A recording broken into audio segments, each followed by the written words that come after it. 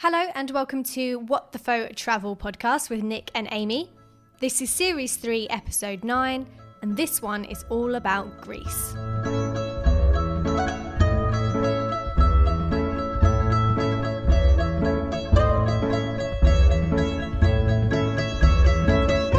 Alright guys, how are we all doing? Thanks for listening to another episode.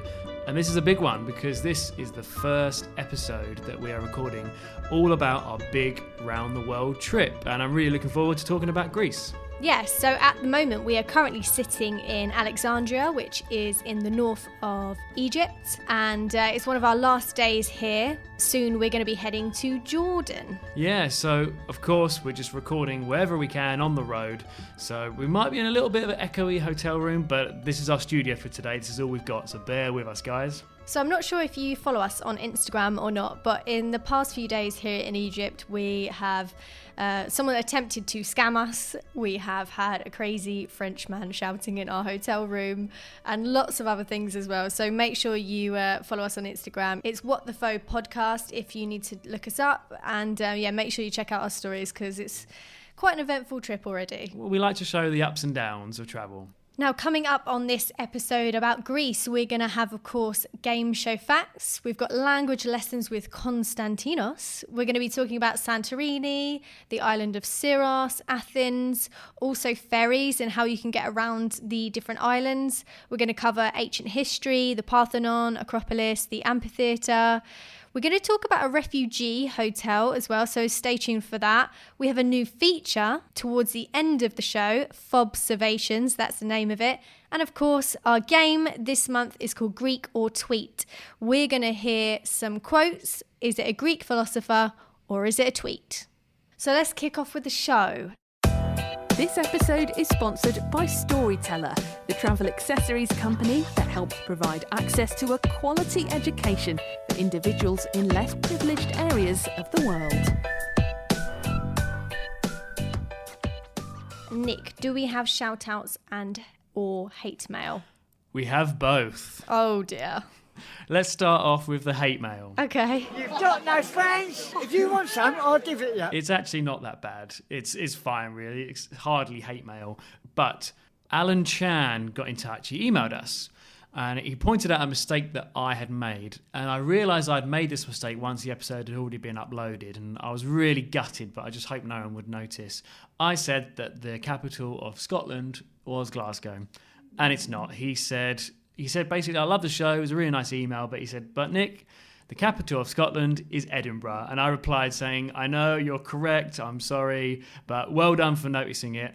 And I'm very sorry. I'll always hold my hands up if I make a mistake. Yeah, it's quite good, really, because you're pointing out our mistakes and keeping us on our toes. So it's good. At least you're listening, because all the other people that didn't point it out, it just went, they either didn't know or they weren't listening. Yeah, come on, guys. You need to be better than this. But yeah, Alan, really nice guy, and he said that he enjoys the show. So thanks for getting in touch. Thanks, Alan. So should we go to the shout-outs? Yes, let's do it. Here we go. Hobo Traveller on Instagram, he got in touch. He said he loves the show and he is a long-term listener. I've actually been enjoying a lot of his pictures travelling around India. Thanks very much for getting in touch. We also heard from Mark Dickinson, aka Marky Travels, on Instagram.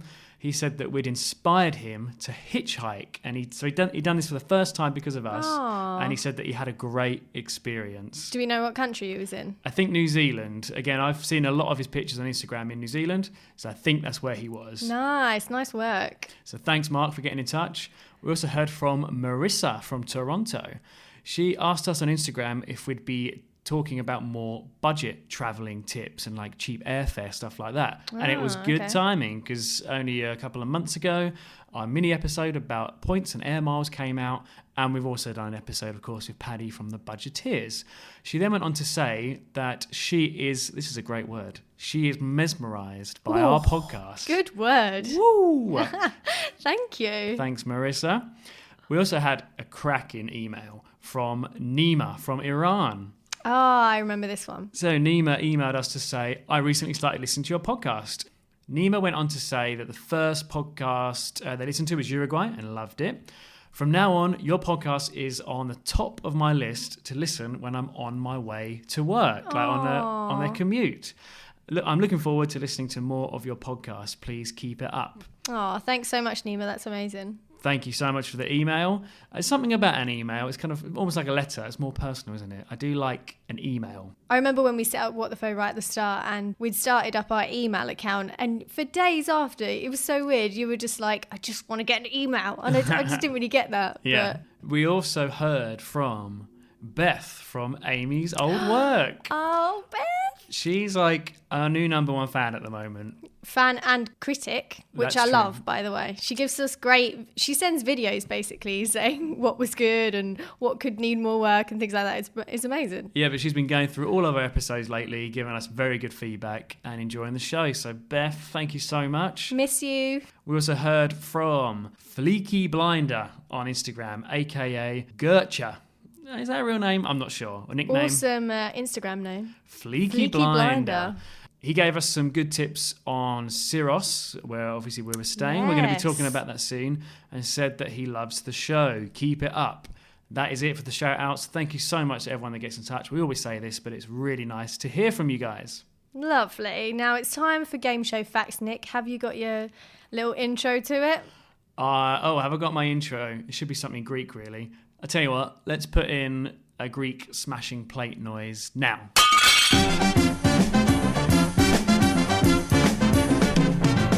The official name for Greece is not even Greece. It's the Hellenic Republic. The population of Greece is around 11 million and the capital is Athens. Situated in the far southeast of Europe, Greece is one of the Balkan countries. Greece has towering mountains on the mainland and over 1,400 islands, the largest of which is Crete. Greece is famous for its ancient literature, art, philosophy, and politics. It's one of the most important countries in the history of Western civilization. It's considered to be the birthplace of democracy. The ancient Greeks were a sophisticated bunch, and this was around 500 to 800 BC. The ancient Greek age is considered to have ended when the Romans later invaded in 146 BC. Famous Greek philosophers include Socrates, Plato, and Aristotle. The Olympic Games originated in Athens in Greece. Tourism is one of the major contributors to the economy because of the sunny climate most of the year. Speaking of economy, the global financial crisis of the late 2000s had a devastating effect on Greece. High public spending and widespread tax evasion, combined with the global recession, left this country with crippling debt. The island of Ikaria is one of the world's blue zones where people have the longest lifespans. At traditional Greek weddings, everyone dances and smashes plates. The saying, taking the bull by the horns, comes from the Greek myth of Hercules saving Crete from a raging bull, and reports claim that Greeks have sex on average 164 times a year, and this makes them the most sexually active nation in the world. Great facts, Nick. I really enjoyed those ones. No prizes for guessing which one you're going to pick up on. Yes, you can think I'm going to pick up the sex one, but I just want to say, out of all the game show facts and episodes we've ever done, I think that's the one that I knew most of the facts already. Interesting. So I guess I'm feeling quite intelligent right now. But yeah, the sex one, of course, I'm going to pick up on that. That's something we learnt when we were... Did our host tell us that, Konstantinos? no, our tour guide, who you'll hear, the walking tour guide, who you will hear from later. Ah, yes. But what I'm thinking about this, okay, so I've done the maths. For what I said, how many times they have sex a year, on average, that's about once every 3 days, okay? Yeah, so it doesn't sound as much, does it? Which doesn't sound like a lot, and there'll be a lot of people out there, mainly blokes, who will say, what? Once every 3 days? That's nothing. I'm every day, mate. You all know who you are. And yeah, by yourself. Yeah, exactly. Masturbating doesn't count.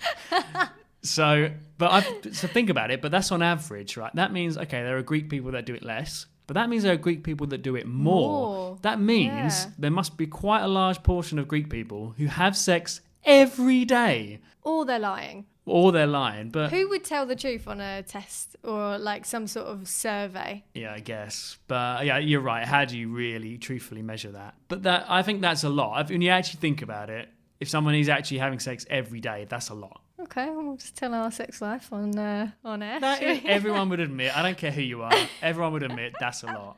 Okay, right. I've got a mini game for you. Spontaneous game. Okay, you've got 4 options.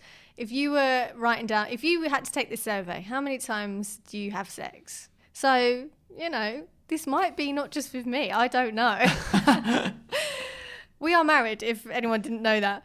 So you got 4 options. Every day is option number 1. Would you tick that box? Number 2 is twice a week. Number 3 is 3 times a month. And number 4 is never. I honestly think most people, on average, okay, I would pick, on average, like twice a week. On average, because there are going to be weeks that are worse and there are weeks that are better. But I'm talking about on average. Yeah. Do you not think? Yeah, no, well, yeah, I'm asking what you would put down. Right, there you go. Twice a week? Oh my God, we share way too much. I was talking about my credit card debt on a couple of episodes ago. So true. Let's move on. Okay, right. So that was Game Show Facts. Brilliant work there. Oh, and also the one I didn't know was that Crete was the biggest island. Didn't know that. Yes, it is. I have been there as well. Yeah, you have when you were younger. Yeah. Okay. You liked it, did you? Yeah, it was good. Okay, cool. Language lessons, not with Amy this month, it's with Konstantinos. So Konstantinos was our couchsurfing host in Athens, and he was the absolute dude of dudes, wasn't he? Yeah, a legend. I feel like I say it's a lot about a couchsurfing host, but maybe we're just lucky. But he is exactly what you want from a couchsurfing host. By the way, we'll hear more from him later in the episode, but funny guy, clever as well. He was like cracking jokes in English that like we didn't get. Yeah. Went over our head. Yeah, he was, because he was saying a lot of like Monty Python jokes and stuff, Yeah. which, yeah, we're British, we should know what that is, but it's not really our thing, is it? It's kind of above our age range. There are 2 things people always say to us from around the world when they know we're from England. They say Monty Python, that was way before our time, so we don't really know what it is, and the Beatles. Yeah. But again, which was actually before our time. Exactly, before our time. So we're young people, so stop talking to us about this. Yeah, so Konstantinos, now he is going to give us a little language lesson. We asked him the simple, basic, how do you say hello? Yeah, which actually translates to health in a sort of abbreviated way. And I kind of know this one, but how do you say thank you? Ευχαριστώ. Which we've had a lot of issues with, haven't we, Nick? What was the thing you said in the Well, you know how in some countries where you try and make an effort and people smile and say, they like it. When I try and say ευχαριστώ, people laugh at me. Yeah, but it's because the first time at the start you were saying F-charista. Yeah, F charito, I think. There's a small linguistic difference to be found there. So we don't have a h sound that's clear. All of the sounds are he. So it's like ευχαριστώ. It's not ευχαριστώ that people would say in Central or Northern Europe. Ευχαριστώ. Yeah, it's like that. F-charista. The word hand is χέρι. It's not χέρι. Okay. How would you say please? Παρακαλώ, which also translates to you're welcome. You can use it as a request. Λίγο νερό παρακαλώ, some water please. Or thank you, ευχαριστώ, παρακαλώ. It's like that. Thank you, you're welcome. Παρακαλώ. Παρακαλώ. Barakalo. Also, the other day you were saying about, depends how you want to say something. So rather than pass me the water, you say water, please. Like that? Yeah, you can say that. You can say that. Like, λίγο νερό παρακαλώ. Or you can skip using articles. Some languages are very bound to using articles. That's why you will hear that I might not put a definite or an indefinite article in front of a noun in English. Because this is what we as native speakers have. Or you will start it with a noun. Water, I want. It's like Master Yoda or something. Yeah, he was Greek apparently. And so how many characters do you have in the alphabet? There are 24 characters, and we have a lot of variations regarding E, like diphthongs, things that coincide and create different E sounds that were actually they could be distinguished in ancient Greek, but they cannot be anymore. Because language has a tendency to become more economic, faster, easier. That's how languages evolve. It's like, you made the analogy with the Shakespearean language. Nobody can make sense out of it. Very, very good. I like that. Another word I want to know. Yeah, how do you say sorry? Συγγνώμη, but it's also sorry and excuse me. Okay. So we've heard that a lot on the trains when people want to get past. That's true. And if you want to order a beer, say like, can I have a beer, please?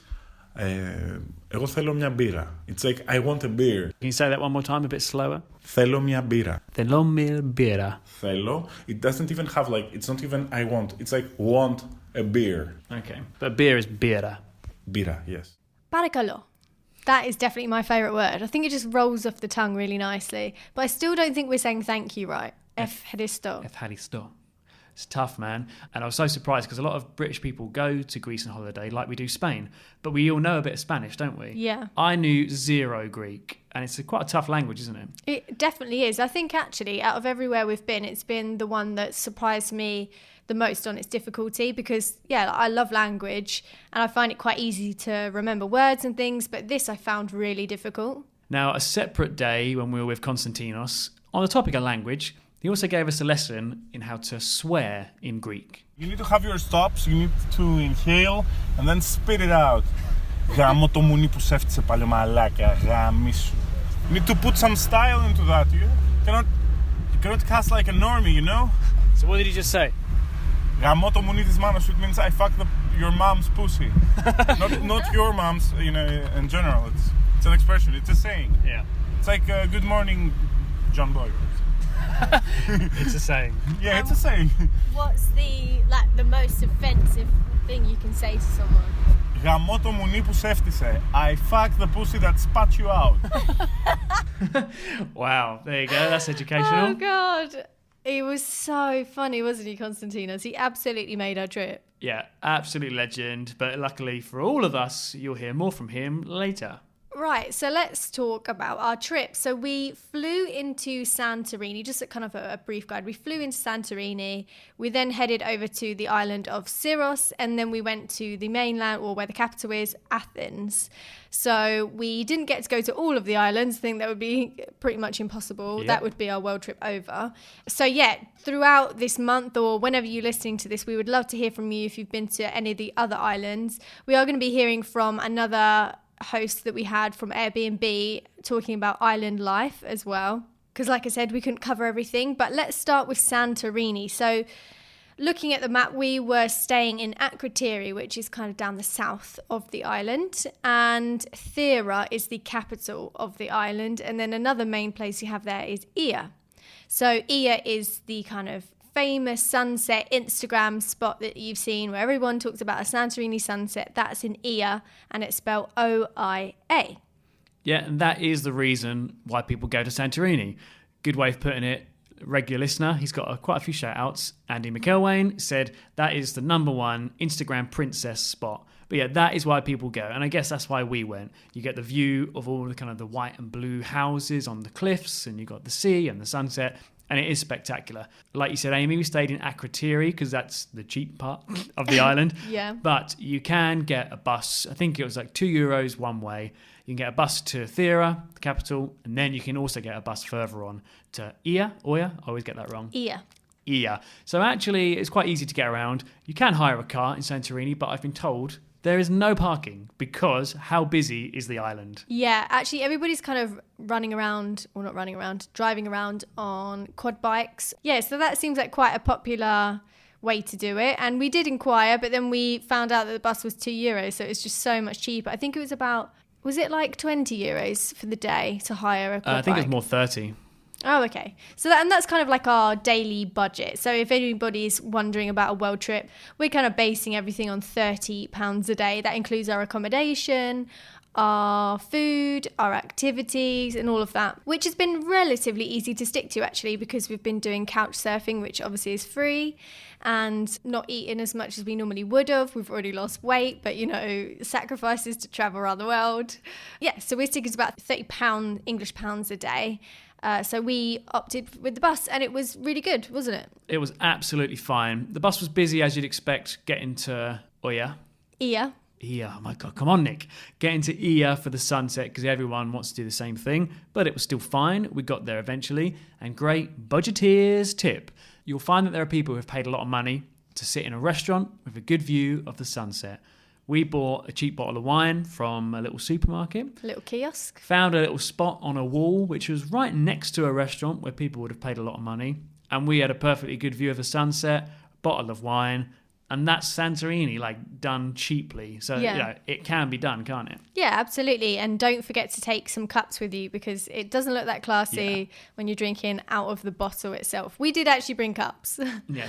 But you'd agree, even though it was very busy, you'd agree is good. Like, it's worth it. Oh, it's beautiful. And, like, we were there just outside of the main season, I'd say, because we were there in September. Yeah.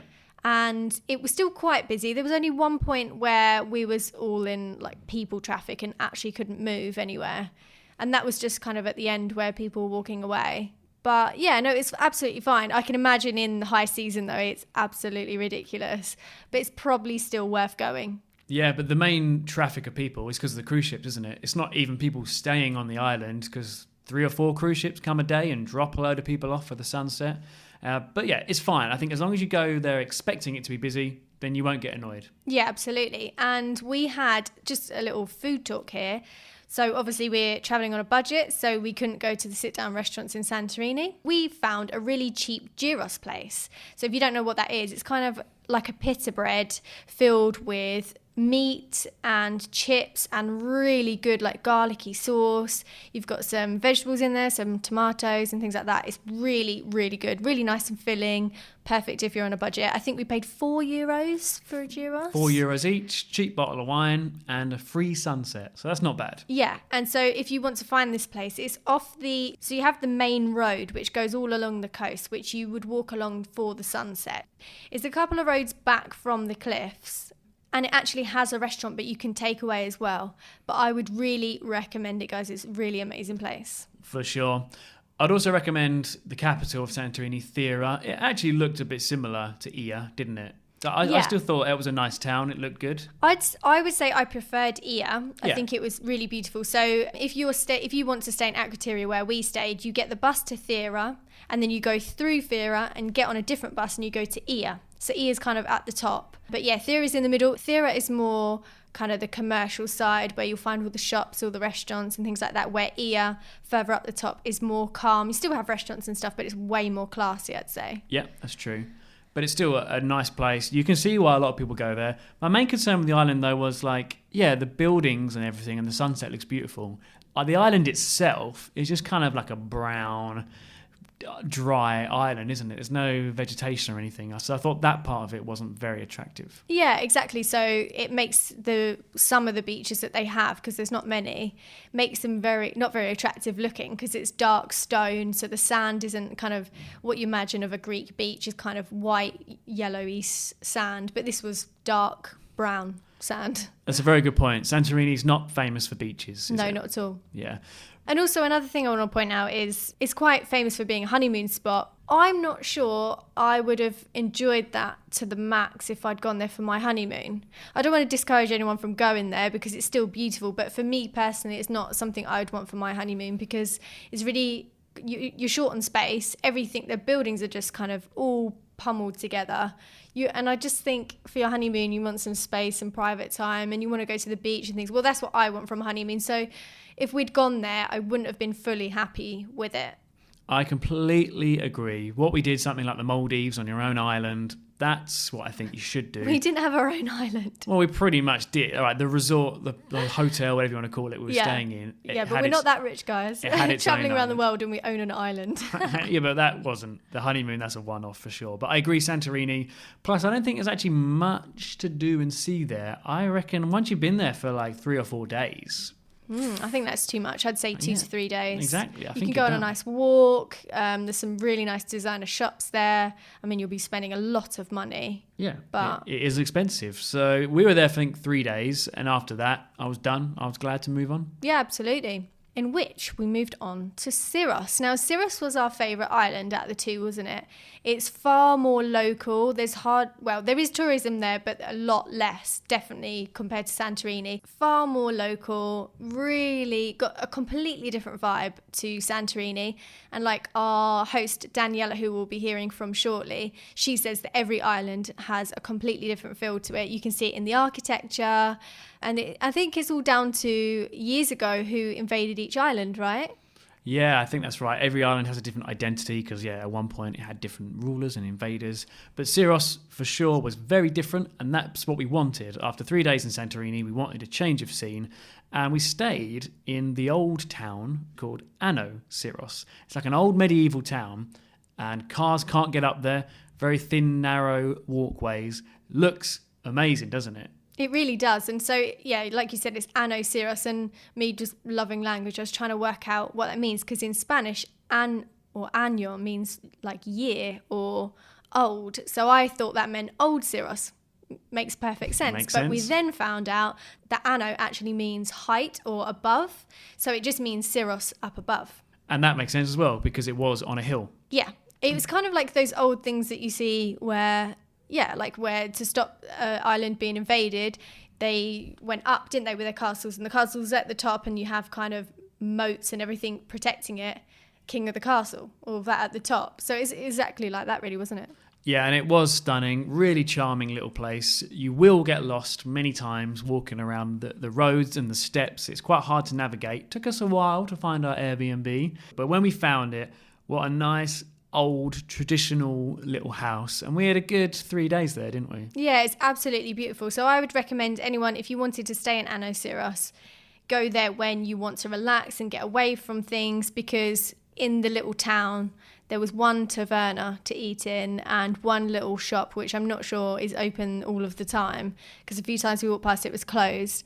But it was such a good way to get away from life, and just, I'd imagine if you're a writer, is the perfect place to go. Yes, good shout. Yeah, and so our apartment, or well, not apartment, it was like a little crooked house. It was beautiful. So the kitchen was on the outside in its own little mini house. Yeah. And then you go inside, you've got the lounge, and then you travel downstairs for your bedroom, like into the cave. It's almost like going into a cave. Yeah, it was. It was amazing. You would have seen it on our stories if you follow us. And also on our Patreon, we are releasing update videos now. So if you want to see all of this, then you head to our Patreon, and then you'll be able to see our videos. We're putting out one a month. And so that's all in the video. And it honestly was amazing. So Ano Syros is a place, just windy roads. Imagine like old Italian kind of back streets, where no cars, no horses, none of that. Yep. And it's just all crooked.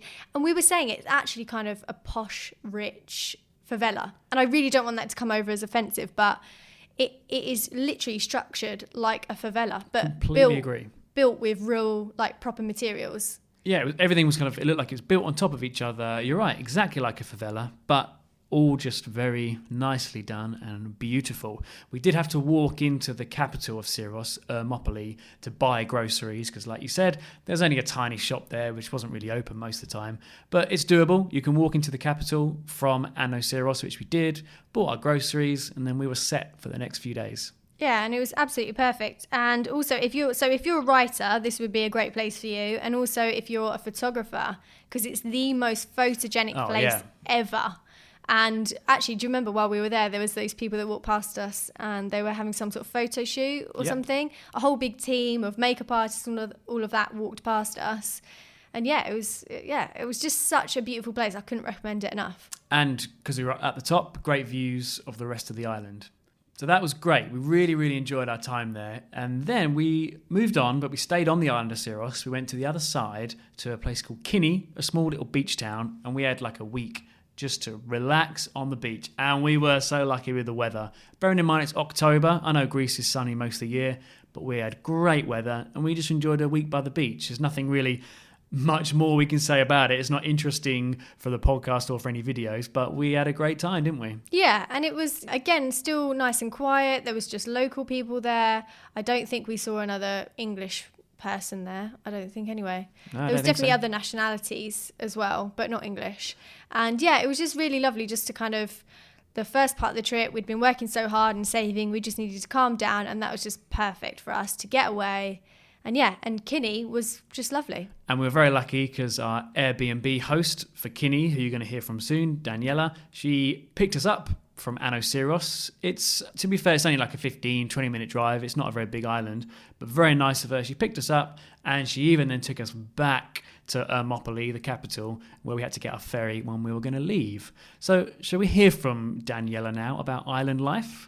Yeah, let's hear from Daniela. So we wanted to ask her how different island life is compared to mainland Greece. Very different. I don't think there is much in common, to be honest, because living on an island has, first of all, this situation of being isolated. And being isolated creates a different atmosphere and also a different way of thinking. You have to be more centered on what's going around, and you're much closer to your surrounding and to the people around you. It's a place you cannot escape, which means you have to be in a very good relationship with your own person and with the others around in order to take the island life. Otherwise you suffer from a so-called island crisis. Okay, and so we're on Syros now. And before we were talking when we first arrived, and you said that every island has its own little quirks and it's all quite different. So what makes Syros different? Definitely the historical conditions, but this takes too long to go into details. But Syros has a history which is not very common for the other islands. Being under the occupations of Venetians, having this Catholic culture, and furthermore being the center of the Cyclades. It's the trading center. It always has been the trading center, and we have an urban area and an urban culture. The other islands are just rural, depending on fishing and agriculture or tourism, whereas Syros always had a very independent infrastructure and economy. And the buildings look quite different to somewhere like Santorini as well, doesn't it? Exactly, absolutely, because this is also due to the history that we have this Italian, I would say, character and the colors and the building. It's a neoclassical building style, not only in Hermopolis but also in many villages. So in the last 10 years, Greece, the economy has been in a lot of trouble, but do you think the islands have been okay because of tourism? Some definitely are. Those who are medium touristic. Those who are very touristic have suffered a lot, which sounds paradox, but if you consider the fact that most of the big hotels are not in Greek hands, then you see the winners of that big touristic boom were like German companies or other countries. The very small islands are more or less the same, like the islands of 100 inhabitants or 200. And the islands of the medium size, the popular ones, that are doing quite well through tourism. So out of all of the other islands, which ones would you recommend? If someone was coming here for a trip or a holiday, which ones are the best places to go? Since every island has a very special character, and then you have to see the person, and it depends on what the person is like, and then you would recommend the island. If you tell me what kind of person, I could help you. So if somebody wants to party? To party. That's Mykonos and Ios. Okay. Ios low budget. History and culture? Syros, maybe Amorgos. Okay. And how about someone who wants to go on a honeymoon? The best island to get married, I was told, is Kythnos, and I think it's perfect for a honeymoon. And finally, just an island to relax and enjoy the sun. Okay, my favorites: Anafi, near Santorini, Donusa, near Naxos. I guess those two. There you go. So depending on what kind of person you are, there is an island for you. So thank you so much for that, Daniela. That was our Airbnb host, who was incredibly intelligent, and she's actually German. She is, yeah, from Germany, but she lives and loves life in Syros, and I can see why. So one of the best ways to go from island to island, obviously you can fly, but that can get quite expensive. But there are ferries in Greece, and there's a brilliant website that we used, and this is no endorsement from them or anything like that. It's just a website that we used and found helpful, was Ferries in Greece. It was very good, very easy to plan a route. You can do like several islands you want to go to, and they find you the cheapest ferries, basically. And believe me, we tried to work with them. I actually had a conversation with them a lot about, can we work together, collaborate? And they were having none of it, but we still used their service, and they still were pretty good. Even when we had a ferry cancelled to get to Santorini, long story short, we flew instead. They let us know a few days before, your ferry's going to be cancelled, so you better sort out plans, and they gave us a refund straight away. Yeah, straight away. Like, it was really quick, and we barely even had to ask, and they'd given our money back. So yeah, kudos to them. I've never said that sentence in my life. But on the other hand, ferry experiences in Greece are quite an activity, aren't they? Yeah, I think we had the cheapest ticket, not the most comfortable. Oh, but you're talking about when you first get on the ferry. No, I'm talking about getting on a ferry in Greece. So it's so strange. You're standing at the port, everybody's got their bags, and then they have police there as well as like security guards. Yeah, they're standing there, and then the ferry arrives from wherever it's come from. Those people get off. Then it's literally dog eat dog. It's crazy. Yeah, the police just say, go. And everyone just runs on. What did it remind you of? It reminded me of an episode on Friends where Monica is trying to buy her wedding dress, and she goes with Phoebe and Rachel, and they have the whistles. And we couldn't understand why people were trying to get on so quick, because when we got on our first ferry, we found seats fine. But we were actually sitting in the first class seats when we had a standard ticket. By accident. We didn't realise we were in the wrong seats the whole time. I thought everybody just had a seat, but no. Other people, if you just buy a standard ticket, then you either walk around the ferry or find a cafe that will have a seat for you. Or sit on the floor. Yeah, or sit on the floor. It's, but honestly, it was so strange when people were getting so aggressive, and then you walk onto the boat in the lower platform, you put your bags in like some racks, and then you walk upstairs to the actual ferry. But do you remember what happened on the first one? No. I had an argument with that woman, didn't I? Oh my God, yeah. So we're trying to find, and everybody's rushing, which then makes you think, oh, I have to rush. And so I was a bit like on edge. So I'm walking to the racks, and then I saw some space up at the back, and we've got 2 small backpacks. We haven't got like massive suitcases. So we walked around, and I said, oh, Nick, there's some space here, and taken my bag off. And this woman looks at me and she goes, no, I've just cleared this space for that, not you. And I went, whoa, okay, calm down. You just had to say that to me politely. I didn't realise you had the space, and I would have moved. And she looked at me and she was like, what was it she said? I am being polite. I think you said, no need to be rude. And she was like, I'm not, you're being rude. And I was like, oh my God, you're raising your voice at me. And I have no idea why. Like, you just had to say, please, like, I've got this space. And I would have been like, okay, fine, I'll go somewhere else. But then she was just, being very aggressive. Amy was ready for a fight. I was so ready at this point. Like, don't get in the way of me when I'm traveling.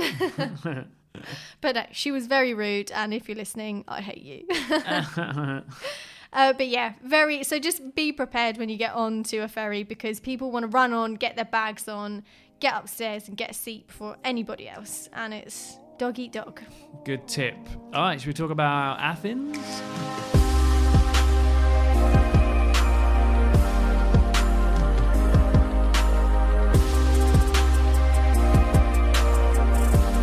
So I actually think this was our favourite place, wasn't it? It was. And I've actually heard from people before we went to Athens. People have told me, don't bother, it's not very nice. But I thought, yeah, but those are the kind of places that I like, where there's a lot going on, it's a bit rough and ready, loads of history. And fortunately, on this occasion, I was right. Like, we both really enjoyed Athens. Yeah, absolutely loved it. And yeah, I've heard people say that they don't really like Athens, it's quite a dirty city. So yeah, it's a bit dusty, but I actually found it incredibly clean. Most of it was. And even where we stayed of Konstantinos, a bit out of the centre, you're thinking, oh, those neighbourhoods might be a bit rough. His neighbourhood was really nice. Really nice. And there's loads of places to eat, really good restaurants, really good food in Athens. Cheap as well. So yeah, great food and very cheap. Metro to get around. Unlimited travel on the metro and all the buses for 5 days was €9. How cheap is that? I can't believe how cheap it is. So yeah, transport's cheap. You can get really good cheap food. We went on a free walking tour, OVS, and classic. At the end of it, the guide recommended we went to this restaurant. And I think a lot of tours do that, where they kind of get some sort of commission, or they can eat for free or something like that. That's fine, whatever, that works for us. But we went there because it was so cheap. So it was €10 for unlimited food and unlimited wine. AKA, as they called it, Greek water. This guy kept bringing jugs of red wine and he said, here's your Greek water. I'm on board. And it was probably a little bit watered down, if we're honest. Yeah. But it was still good. So, yes, we're going to hear from our walking tour guide, Kelly, now. So we're in Greece. We've got to talk about Greek gods, okay? She told us that there are 12 of them, and these are the ancient Greek gods, of course. Now, stories about them would be very much at home on like a reality TV show. So people who are listening now in the US, kind of like a Jersey Shore kind of thing. People from the UK like us, Made in Chelsea. People cheating on each other, or someone being in love with their sister, like kind of stories like that. So we asked Kelly to start off with a juicy story about the ancient Greek gods. I'll tell you guys a story about god Hephaestus, who was one of the most ugliest gods. So he had this big hunchback, and he was cross-eyed, and he had a limp, and he was married to the goddess of beauty, Aphrodite. Now, this was a fixed marriage that she did not want to be part of. She did cheat on him with all gods except for Zeus, who was her father. One of the most known love stories is with god Ares, who was the god of war.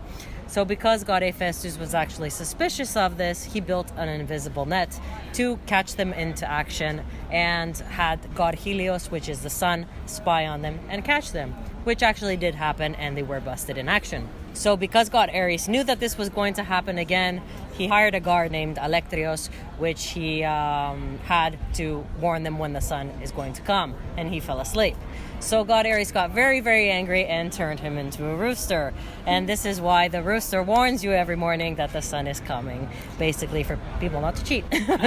Yeah, and also on the tour you told us a story about ejaculation. Can you explain a little further for me? Well, that's another story. It is actually god Hephaestus, which is the same god that we were talking about before. And what happened with him is he was crazy obsessed with his sister, goddess Athena. So he would chase after her all the time and try to have sex with her, and she did not want to. So at some point, because he was so obsessed with her, he ejaculated on her leg.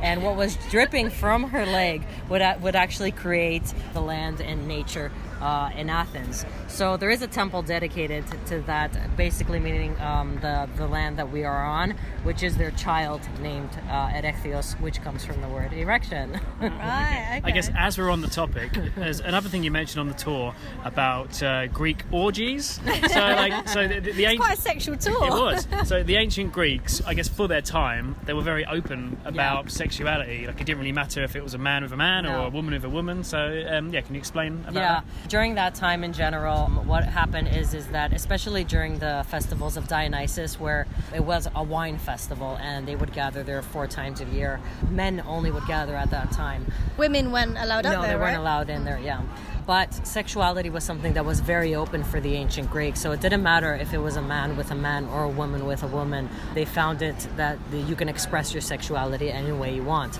So there you can also see like younger men with older men or younger women with older women. It was something that was allowed and natural at that time compared to, let's say, today's standards. Although they are open about sexuality, it's not in that immense, let's say, gathering as it was at that time, where everybody was famous Greek orgies that you see on TV, that there's like people literally everywhere doing each other everywhere. That's what would happen in the theater of Dionysus, unfortunately, with wine and drinking and the festivals. So if somebody doesn't have much time when they're in Athens, of course they should do your free walking tour.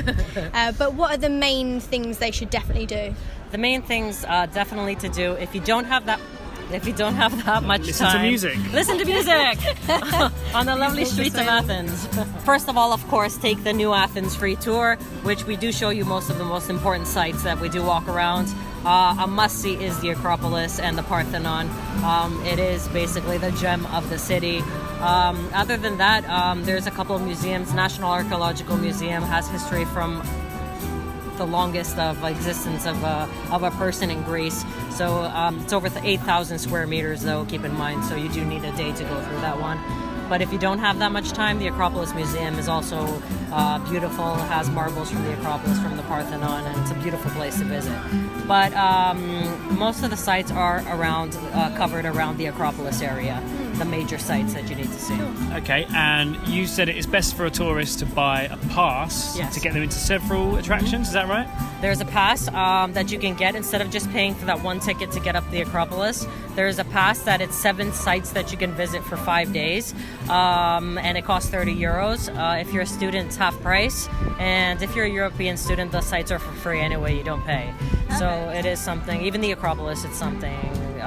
So if you're going to be here for a few days, it is better to get the pass so you can visit a few more things than just going up to the Acropolis itself. Yeah, because to do just that is 20 Yes. €20. Yes, So it's best just to add the other 10 and Yeah. do the others. And- Cool. Okay, so if anybody wants to do your free walking tour, where do you meet and what time? We meet at Monastiraki Square every morning around 20 after 10.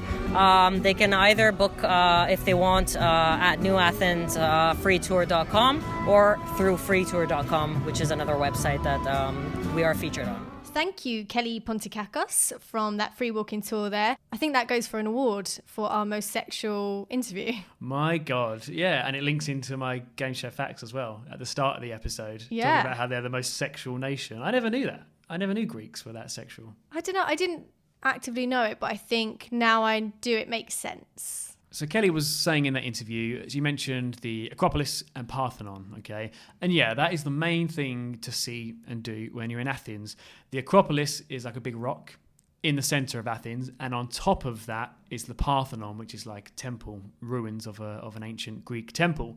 And it looks stunning. Like, it looks over the city because it's on a big rock, on a big hill, reminding me a bit like Christ the Redeemer in Rio. Yes. Do you know what I mean? Very similar. It looks down on the city, and it's quite impressive. You can see it for free from a bit of a distance, but pay the money to go up and go into it. It's well worth it, isn't it? Yeah, definitely. So it's €20 to go on that. And as Kelly was saying, you can buy a multiple ticket for €30 that will get you into 7 different sites. So rather than just paying 20 for one, you can pay 30 for 7, which is amazing. We did actually only do the 20 for one to see the Parthenon, but that's only because on the walking tour we'd kind of walked around some of the other sites and we'd seen them from afar, and going at that little bit closer wasn't worth paying an extra €10, and we're on a budget. Agree. And yeah, a lot of those attractions are museums. If you love museums, then it's going to be well worth it. It's not really our thing, so that's why we didn't go for the full €30 ticket. But it's a very good deal. And also, I just want to say, it's such a nice walk up to the Parthenon. So you're walking up all the steps, and halfway up you have a little bit of a museum, little artifacts and writing that you can read about what's what. And then you walk up a bit further and you actually reach the amphitheatre, which we went to 2 days after we'd seen the Parthenon. And you can still see live shows there today. I believe Sting played there not long ago. And it's just, honestly, guys, if you go to Athens, I would fully recommend, if you don't do anything else, to go see a show. So we went to go see the ballet because that's actually on my bucket list. So what better way to see the ballet than at the amphitheatre?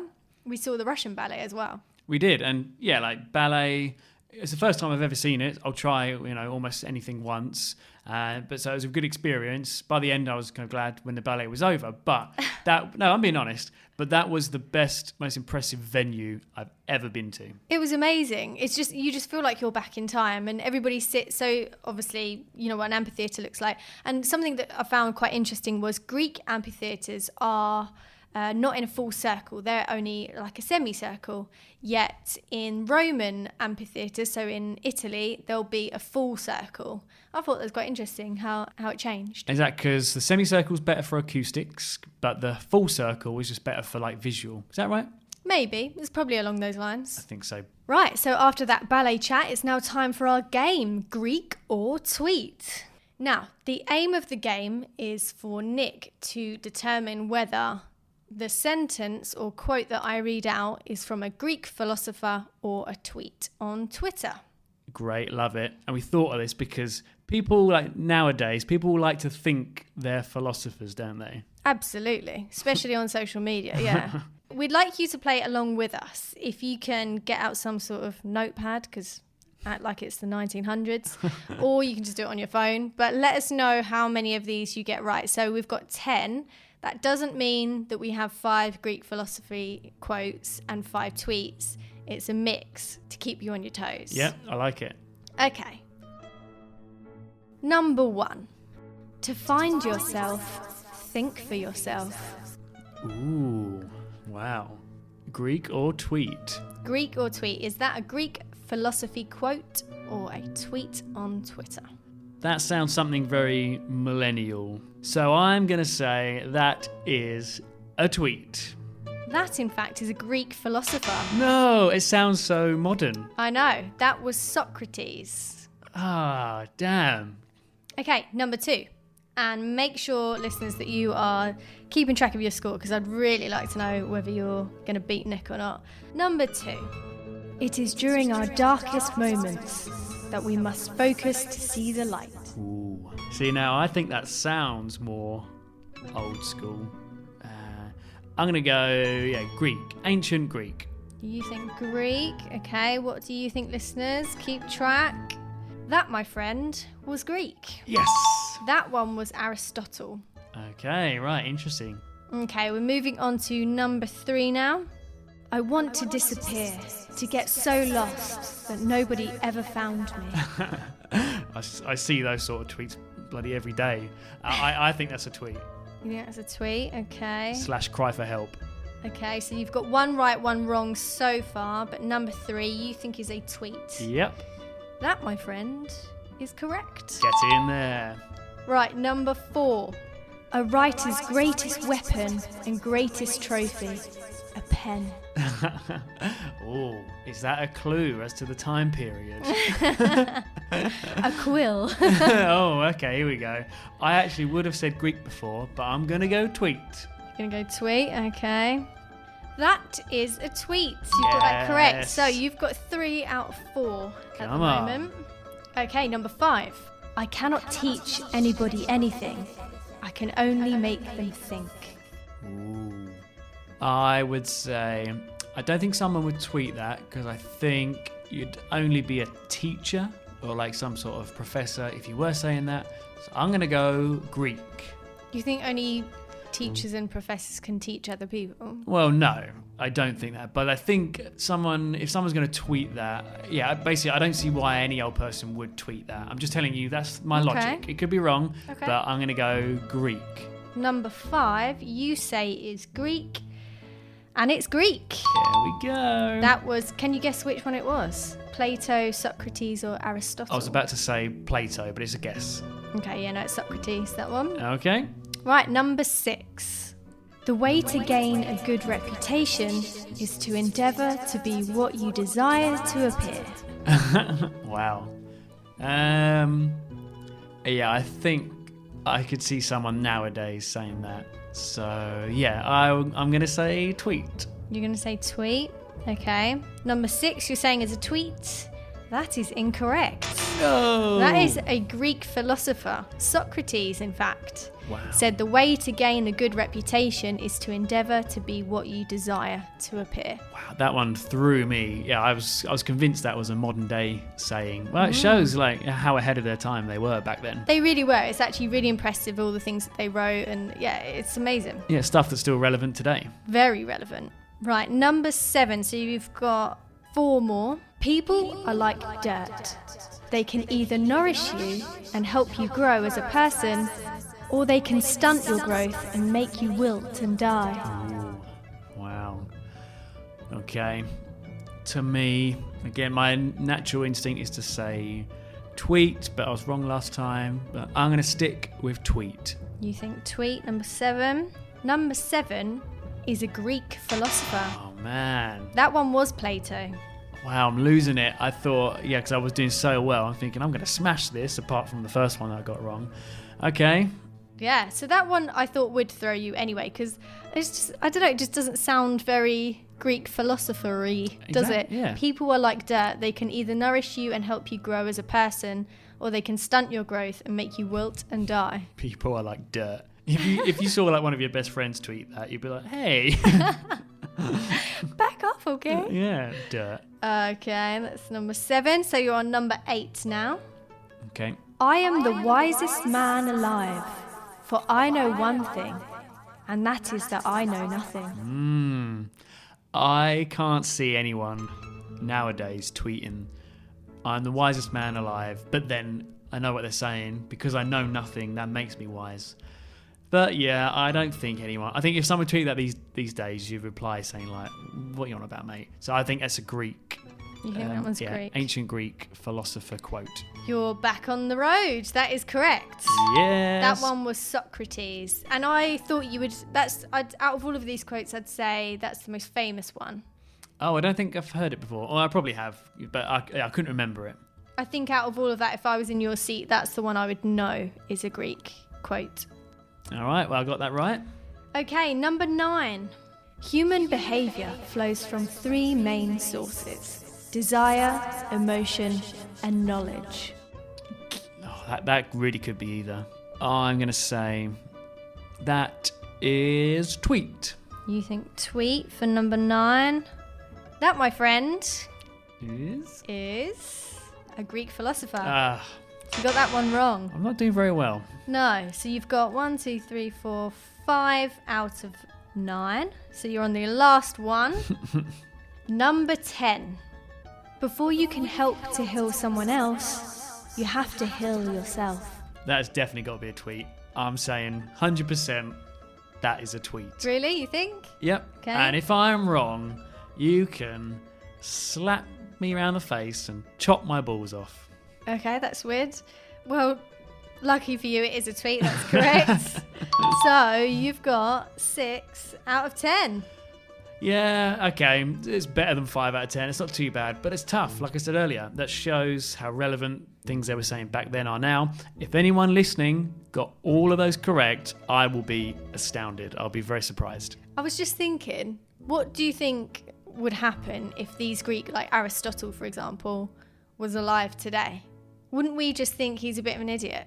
Like if he was posting stuff like that on Instagram, we might have a modern day Aristotle, but we're just disregarding them because they're putting it on Twitter rather than writing it in a book. Yeah, because when you hear these quotes, when they've come from like a long time ago, for some reason that adds a certain amount of like mystery. Yeah, mystery, and you think, oh yeah, that makes sense. But you're right. If someone was tweeting all this stuff now, which some people do, you do, yeah. When I see stuff like that now, I'm like, oh, come on, like, kind of stop preaching kind of thing. So, yeah you're right. How would he be taken seriously or not? Although I'm sure I heard on the walking tour, one of these guys, Aristotle, Plato, one of them, at one point he was considered an idiot and a bit of the local... Not Joker? Local, yeah, local. I was going to say a local drunk, but I don't think so. But, you know, the local idiot, but then only later on was taken seriously. You hear that with artists, they're only famous once they die. Yeah. Do you know what I mean? So, yeah, it's an interesting one. Yeah, because Monet was really poor throughout his life. He only became rich, per se, once he died. There you go. But good game, genius name. Always, we can agree, the most important thing is the name of a game. Greek or tweet. Very good. Now we're going to switch things up and talk about something that's really interesting, about something that's happening in Athens and is helping a really serious world issue. Yeah, so this place we went to is quite a special place. It's a hotel called City Plaza, but this ain't no normal hotel. It's completely free for its guests. It's full of people, music, like happiness. There's a lot going on there, but everyone is here for a very sad reason. We spoke to a volunteer, Shannon, from the UK, and a resident, Siavesh, aka Sia, from Iran. Sia will kick things off by explaining to us all, what is City Plaza? This is the refugee accommodation. Of course, they opened it 2 years ago, in the middle of the refugee crisis in Greece, in Athens. And it was with different groups, political groups from the beginning. But also it was some refugee they tried to help them with together. So they opened these buildings because this building was closed for a long time. They occupy it, they open it, they clean it, and they bring many people inside it. Until a couple months ago, it was something like 300 people that was living here. Sia's from Iran, and then there are people from Afghanistan, a lot of people from Syria, but less so because when the place was originally opened, they prioritised people from Afghanistan mainly because they have less priority in other countries to claim asylum. But then in terms of volunteers, we're from everywhere. I'm from the UK, but there are people from France, Germany, America. It's really diverse. I volunteered other places before, and it doesn't feel as such like volunteering, because we all live together and work together. You're kind of contributing to a shared living space, like with your friends, rather than you are sort of, you know, helping people. So we were talking to Nassim, and he was saying how different this is to like an NGO, for example. So could you explain the difference? Yes, of course, it's not an NGO or party or something like this. This is the accommodation. Of course, there is a support from outside of the accommodation with the NGOs, with the political parties and many groups and many people. But the situation of inside of the plaza, it's not work like an organization or how can I say, like a political party or something like this. I say this in another with other peoples also. Here, the residents, the refugees, and the volunteers, they complete with together this project because we need each other. We need support from outside. We need support from other places, other countries, because Shannon, she is here from England, so she can give information to many people. Maybe they don't want to live here in Greece, they want to move, or other information or other things. Also, we have here some volunteers, they help people legally about many things. But about the work of inside, so this is like home for us, you know, and it's work like a house. You should clean it, you should be careful about the safe security and everything, because we have a problem here about the attacks from the fascist groups, from the racist groups, or some not very important, but is an issue. So we should be careful about the many things. There's a really nice quote actually at the entrance, which is something about, we're here to support, there's not a hierarchy, we're not sort of volunteers here to help helpless refugees. We're all equal, and we're just some people in a better situation than others at the moment. So at the moment, we're offering support, but I think the intention of this place isn't like an NGO, it isn't like a kind of unequal relationship. It's meant to be that we're all living together and sort of supporting one another. One of the main parts of Plaza is that they don't accept direct financial help from the government or from NGOs, only from private donations and from affiliations with political groups in, I think, Germany, Italy, and other supporters. I mean, we have a donation box in the bar, but I think that's got about 20 euros in it. So I think generally it's other groups. And because it's not owned, it's supported by a larger political group that has connections all over Europe. So that's kind of where the money comes from. But I mean, also we go to festivals, there's kind of merchandise, just general things to raise money for the space. But it's meant to be sort of, it's not entirely self-organised, but City Plaza supports itself rather than as an NGO. What were the local people like when they set it up? Like, did they have an issue with all these refugees moving in? In the first days, yes, because it was shock. Come on, it's a lot of people. Now they are in the hotel. Hotel was closed for a long time, and what's happened here? There is many people.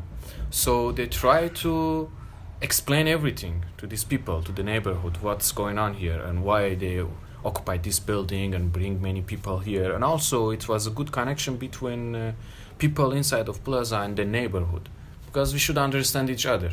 Yeah, for example, the kids going outside to play, and it's not 2 or 3 kids, it's 10, 12, something like this. And many sons and many things they do it, so they should understand each other.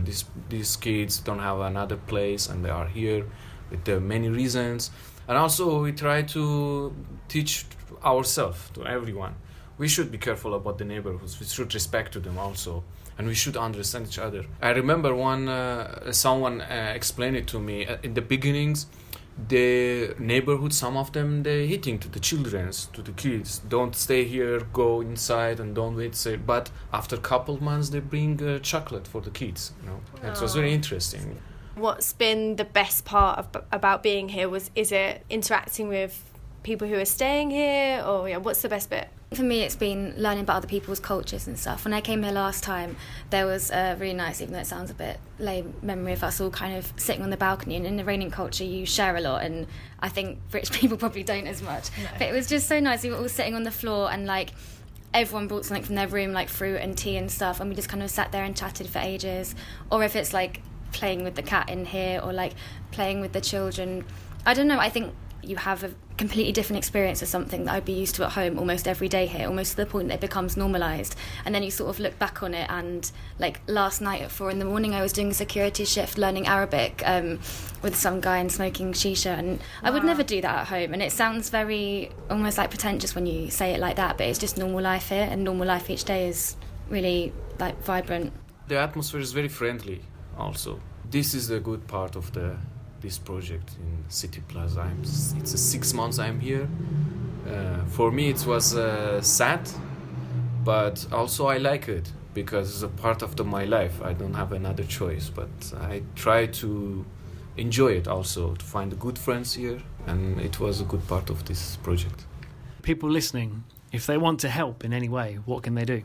Of course, about the money, it's very good to Give them money. Yeah, we donate accept cash. yeah, to donate it, and it can be a very good help to hear, because now because of some problems there is no many people here, and it came directly from the money issue. Because if we have a good donation again, we can bring more people inside of the plaza and help them.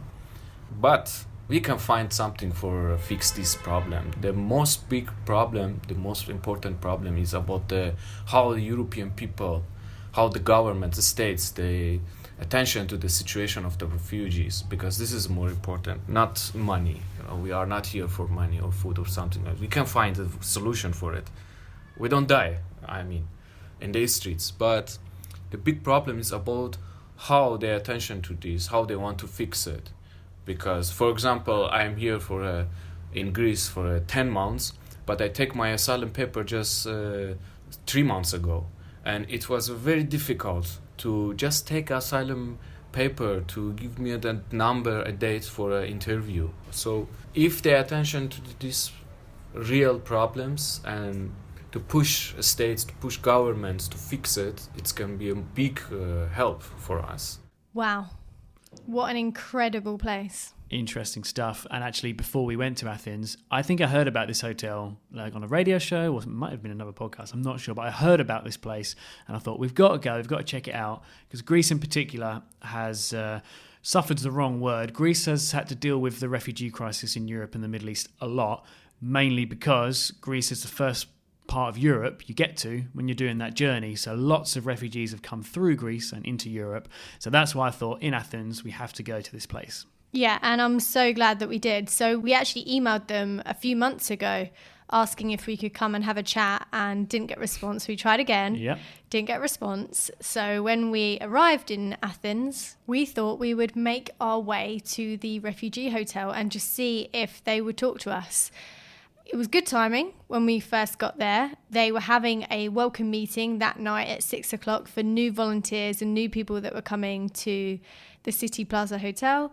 And yeah, we came back a few hours later, sat in on the welcome meeting to understand how the place works, and then spoke to these guys. Yeah, so it worked out really well. And yeah, like going uninvited was a bit daunting. I didn't know what was going to happen really, but as soon as we went through that front door, it was just a very friendly place. Unfortunately, we couldn't take pictures or videos there, which is understandable. There's some people there that might not want to be seen, or sensitive subject, the refugees, but we got this interview, as you can hear, and so glad we went. It was a really interesting place. Like we said in the interview, you can donate. You can just head to the City Plaza website and it will take you on from there if you want to help that way, or get in touch with us if you want to get in touch with them, or through their website. If you want to help, if you want to go there, then definitely get in touch. We also spoke to Konstantinos, our couchsurfing host, about this very topic. We want to get both sides of it. He's a local Greek person. And Greece has gone for a tough time. He mentioned with the economy, they've got to support themselves. They've got to support their own people as well as all these new people coming in. So, you can see both sides of it. It's not easy for the Greek government. So we wanted to get Konstantinos' thoughts, being a local Greek person. I think that I'm divided, okay? But I'll tell you that to a humanistic point, there was an agreement for population exchanges between Greece and Turkey in 1919. And so there was a distraction of Izmir, of Smirni as the Greeks call it, in 1922, and the Greek population was pushed out of the city. There was slaughter, and it was an awful thing. When these people came, they were Greek, okay? They were living in the coastline of what is Turkey now, but they were Greek, and when they came back, they were treated like Turkish people. So the funny thing is that the Greek people treated the Greek people as strangers, and you have a lot of racism when it comes to people that are from Muslim countries. And we need to look past that because we owe it to our own ancestors who roamed the streets of Athens like ghosts. They didn't have money, they didn't have food. And the people from Izmir were educated. They were rich back there. It was like, it was the capital of Greece regarding commerce. So it's not that we owe something to other people, but we owe it to ourselves and to our ancestry. This has been a country of refugees. It has been a country of immigrants. And honestly, we haven't managed the situation well enough. You have news about children that try to commit suicide in the hotspots. The hotspots is what they call the camps for refugees, but in my opinion, they're like concentration camps. And you have people that fuel the hate. You have the neo-Nazi party. You have some voices that are undemocratic. And imagine that. Supposedly, the economy will eventually get back. You cannot have a recession or a depression forever. It's unnatural. It just doesn't happen. And then you have young people who enter a country that has a demographic problem. If they enter society and they can have a job, they can have an education, they can have everything they are entitled to because they're human beings, you're solving your demographic problem. But you know what? When immigrants started coming to Greece, we had them working for half the money, without any insurance, without any papers. So eventually, we succeeded in lowering our salaries. Our racists worked against us. And we paid that price because, I want to blame the church for a lot of things. They are they want to bring darkness into the society. They want to bring hatred. Some of them have, been Christians, and they have done awesome charitable acts. But the head of the church is pushing the Greek conservatism to the threshold. And you know what they said? They said that these young kids that you see drown in the coastline of the islands in northern Aegean, they are like Trojan horses for murderous Islamo-fascists to enter our country. These opinions have been stated in newspapers by people of the church. Yeah, so it's a big thing. I don't see how this is going to end, but we need a very strong government, and apart from the government, you need individuals to stand for it. You think that Greece and the rest of Europe have a responsibility to look after these people? Yeah, because the alliances we make, they fight in the Middle East, they cooperate with the wrong people, they arm the wrong people there. Okay, maybe not us, maybe the states do that, but we are allies with the state. It's NATO, it's the same thing. So we have to pay for it. We have to pay, and it's the least we can. It's a small apology. That was the thoughts of Konstantinos, our couch surfing host, who was such an interesting guy and made our experience amazing. He had quite the sense of humour. Every sperm is sacred.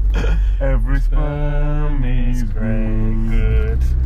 Every sperm is needed in your neighborhood. We actually live that. That is Konstantinos and myself singing along to his favourite song. He just loves Monty Python songs about sperm and semen. Like, he was constantly singing it, and even now, like weeks later, I can't get the song out of my head. But we mentioned earlier, what a great couchsurfing host he was. He made us very comfortable, made us feel at home, showed us around town, took us out for dinner, paid for our dinner. Apparently Greek hospitality is very famous. They're very proud of it. And that was evident in him. He was a fantastic host. We had so much fun, didn't we? Yeah, even from the first moment of meeting him, I felt so comfortable because he picked us up from the station and then we dropped our bags back and then went to a Lebanese restaurant. Turkish or Iranian, Persian, something like that. Oh my goodness, guys, this food was amazing. If you want to go, if you're heading to Athens, then message us and we'll find out the name for you because it's so good, so worth going. I do know it was in a cool part of town called New Philadelphia, a little bit out of Athens, but really nice area, nice bars and restaurants, wasn't there? Yeah, seemed like the cool hipster kind of town, side of town. And Konstantinos, he had a really nice place, like a little apartment. And he loves South Park. He's always quoting and talking about South Park. So he's like, okay, we've got to watch an episode together. So like we've got takeaway food in, watch South Park. Yeah, like we said, we just had so much fun with him. And he was, I mentioned earlier, so quick and witty. Like he's telling jokes in another language, not his first language, and they're going over our head. But he said so much funny stuff. And he took us to an alternative part of town, and he took us around to see other parts of Athens, where the university is, which was interesting. Yeah, so this other alternative side of town is called Exarchia. I think I'm saying that right. I think you've got it. Exarchia. It was a bit like... Exarchia? It was almost a bit like Christiania in Denmark we spoke about. Very alternative. People kind of want to live their own lifestyle there. But it's actually it's a very intellectual place, isn't it, he was saying? Yeah, so the university is there. And their universities actually have quite some interesting rules. So if you have committed a crime in Athens, the best place for you to run is the university. Yeah. Because once you're on the ground, they can't arrest you. Only one reason the police can come into the university is if you've committed murder, which I don't recommend. Of course. No, yeah, don't do that when you're in Athens. But or any part of the world, really. Yeah, that's just a rule for the whole world. General rule, don't murder. That's a good point. I think the law comes from, because Konstantinos was telling us, in this part of town, there's often like protests and marches like against the government and the police. There's some problems. There's a lot of friction between the authorities and some of the locals in Greece. A lot of it because of the financial crisis, how the government handled it. But there's all sorts of things that have gone on. So I think really, people can protest in that area of town, and if it gets a bit heated, they've got the university to kind of seek refuge, really. That's the word I was looking for, seek refuge. But this part of town was like full of graffiti, but it looked really cool, didn't it? It didn't look bad and run down. Yeah, so where I would say Christiania, the place in Copenhagen, I would say was quite I felt quite unsafe there. Yeah. I enjoyed it, but they have it's kind of a lawless society there where they sell drugs and live their own life. Where this is different, the police are still very evident. They're standing on the street corners, but it definitely feels safe. I would have felt perfectly fine walking around there by myself. I felt safe. There's a lot of cafes, and it just seemed like an alternative side of town. Absolutely. That was one of the many things we did with Konstantinos. Oh, and also the cool thing about him is he has a pet parrot. How do we not mention the parrot? Called Summer, and she's beautiful. She's nice green colour. She doesn't talk. She's not one of those parrots, but she was flying around the lounge when we was eating our takeaway. Yeah, like he communicates by like whistling to her. So pretty much every time we was in his apartment, he just kept going... Yeah, making some weird noises, but yeah, it was really cool. It was a great experience. All right, enough about the legend that is Konstantinos. We are going to miss him. We do miss you if you're listening. Do you think he is going to miss us? This is our last day in Athens with our host, Konstantinos. Are you sad that we're leaving? Mate, I'll be using my tears as lubricant. So that was something else from my Instagram stories. Another reason why you guys should be following our stories to see all the weird and wonderful things that we get up to. Now, we are moving on to our new feature that I told you about earlier at the start of the episode. It's called Fobservation. So faux and observation. See what we did there? Fobservations. Just little things that we see or recognise when we're travelling, because obviously we're on our big round the world trip now. So this will be happening quite frequently. So just a few little points that we noticed when we was in Greece. They don't like putting showers on the walls. Yes, what is that all about? The shower head. They never have a place for it on the wall. And even if they do, it's fixed and it just goes, the water goes straight out the shower. They have showers where you have to like put the soap on, pick up the water, put it over you, put it back down again. It's quite frustrating. Yeah, what is that all about? Also, they don't have cooker hobs like we traditionally have. So they have a small little oven box that props onto a table rather than just like one big cooker that sits on the floor. I just noticed in every house. Yeah, no, me too. It's exactly the same as what I noticed. They like to walk in the road, particularly Konstantinos. That's a big one. So he was saying that it's just too difficult to walk on the pavement because they're never straightforward. There's always stones or rocks or something in the way, or works, Or and like you can't walk. dog shit, or like a tree in the pavement. It's true, because after a couple of days, I just said to him, "You really like walking in the road, didn't you?" He said, "It's just a Greek thing." Yeah. And finally, I found Greek people have a lot of resting bitch face, but Yeah? they actually have the best sense of humour. So many times we've been in like a restaurant or just walking down the street, and I've seen someone, I've thought, oh, they look a bit scary. I'm not sure if I can ask them the question. Ended up asking them the question, and their face lights up, and they're so funny and they're so nice, and I can't, like, Greek people were just so lovely. And yeah, I really like their sense of humour. Almost every time, the first interaction with someone, they crack a joke or they'll play some sort of prank on you. And they're just so easy and to get on with, and just so ready up for a joke. I completely agree. A bit like our British sense of humour, like banter. They like a bit of banter, don't they? Yeah, definitely. And of course, they shouldn't have to speak English, but because they get a lot of tourists, most Greek people we spoke to, their English was perfect. Oh, yeah, And really I'm good. not saying you should expect that, but of course the islands, everyone, their English was spot on. Yeah. So it's now come to the time where we mark Greece out of 10. Interesting. I think this is quite hard, this one, because I definitely didn't hate it. I really liked it. But I also didn't love it so much where I thought, I want to move here, I want to come back, explore more, this is brilliant. I feel like I really enjoyed it, but I'm not that eager to go back because I feel like it's kind of done. You've done it. Yeah. So this is quite difficult because I need to leave certain numbers for countries that I am going to love. So I feel my score might be a little harsh. Okay. So we know that I gave Cuba 0.5 out of 10 because I hated it. The 0.5 was for their beaches because they've got quite good beaches. Brazil and India for me is a 10. I feel I'm around the 5-6 mark. Oh, really? Yeah, which sounds really harsh, but that's because I'm leaving my 7, 8 and 9 for times where I think, I could live here. So you're going to go for... I think I'm going to go for a 6.5 out of 10. But I loved it, which sounds really strange. I know what you're saying. I liked it. I wasn't like, whoa, this is the best place ever. It was a great start to our trip. I liked Athens more than the islands. I'm going to go for a 7. I was thinking between 7 and 8, but 8 would be for countries I enjoyed even more. 7 out of 10. It's got a bit for everyone. I really did really like it. But yeah, I'm not blown away. 7 out of 10 for me. We would recommend anyone go there. If you are on your way there, please let us know. Or if you've been recently and enjoyed it, or you didn't enjoy it, what were the reasons? Make sure you get in touch with us on our social media. What's next? What is next? Good question. Well, our Egypt episode will be coming out because we're currently sitting in Egypt, like we said at the beginning of the episode. Amy will not be giving Egypt a 5 or a 6. Does that mean she'll be going above that score or below? Who knows? I guarantee she won't be sat on the fence with Egypt. No, not at all.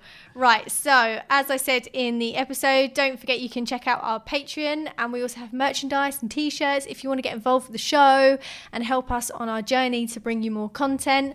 On our Patreon, we are now releasing videos so you can see our trip. Not only hear about it, you can see it. So I recommend you do that. Thank you guys, we love you. Ευχαριστώ. I fucked the pussy that spat you out.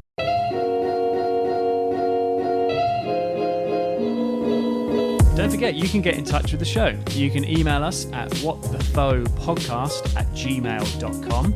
We are also on all the social medias, Facebook, Instagram and Twitter, and we are also on Patreon.